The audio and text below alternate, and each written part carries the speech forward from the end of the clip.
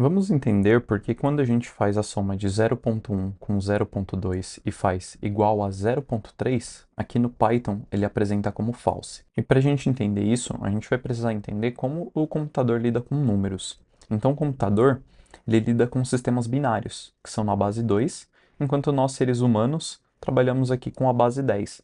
É o que é comum para a gente aqui no sistema decimal. Nesse sistema decimal, a gente vai ter os nossos números como 0, o 1, o 2, o 3, o 4 e assim por diante. No binário, eles vão ter a representação na base 2, só com zeros e uns. Então a gente vai ter o 0 como 0, o 1 como 1, o 2 como 1, 0, o 3 como 1, 1, o 4 como 1, 0, 0 e assim por diante. Então é assim que os computadores enxergam os números. Eles trabalham nesse sistema binário, não nesse sistema decimal que a gente está acostumado. E o que que acontece?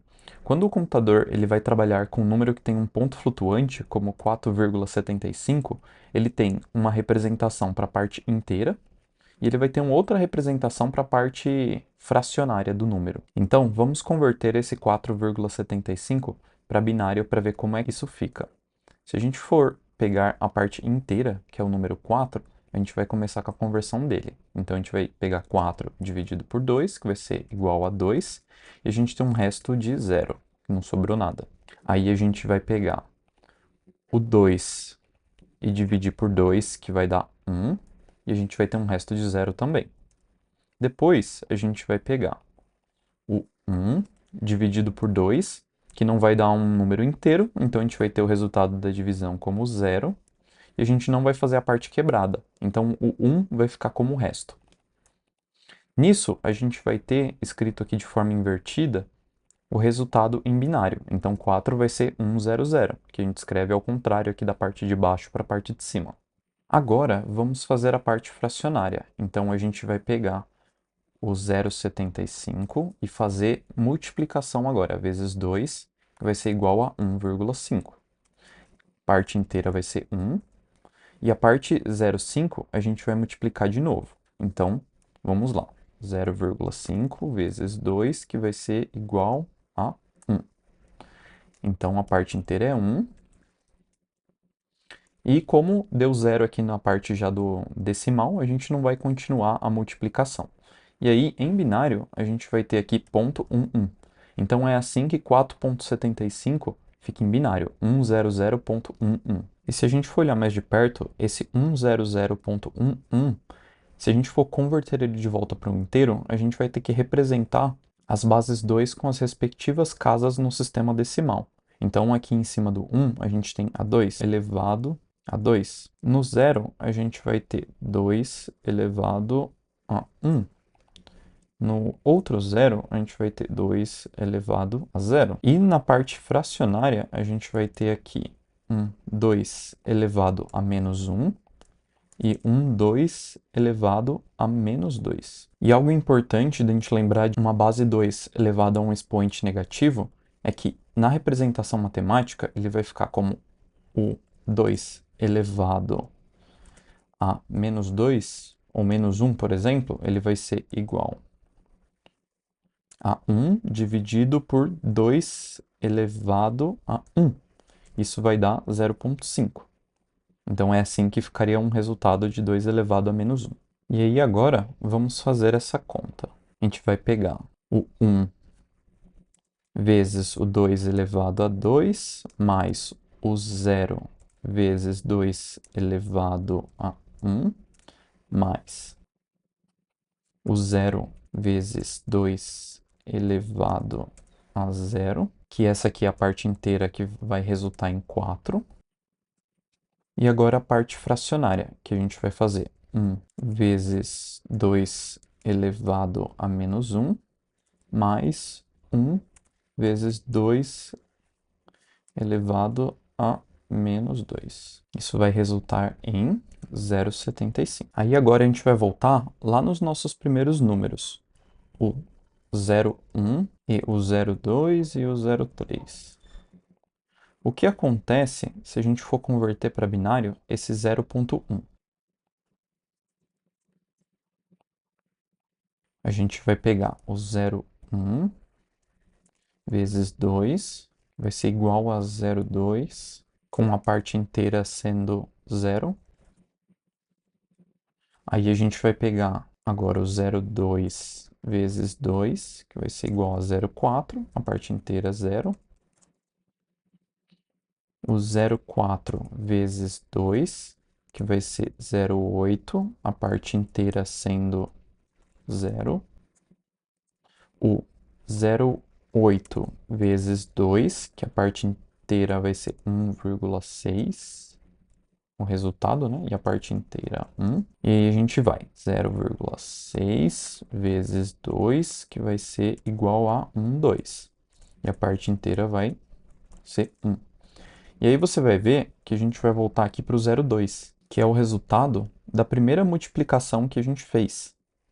Então, o que vai acontecer é que esse 0,1 ele vai ser representado ao infinito. Ele vai ser 0,00011, e aí ele vai começar mais 3 zeros e 1, e aí ele vai ser representado até o infinito.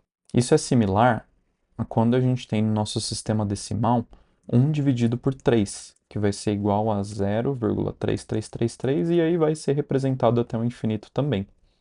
Então é isso que acontece quando a gente pega 0,1 representado em binário, que é um número com ponto flutuante, e ele vai ser apresentado até o infinito. Mas aí a gente vai entrar em um problema. No computador, a gente não tem memória infinita. E se a gente for olhar a especificação do I3E na norma 754, a gente vai ver que tem disponível no computador aproximadamente 53 bits para armazenar o nosso número quando a gente fala de um float de 64 bits. E ele vai ter uma precisão nos números decimais de aproximadamente 15 casas. Alguns vai até 17. Então, o que acontece é que quando o computador for armazenar esse 0,1 em binário, ele vai precisar ter um momento aqui de corte, que ele vai arredondar.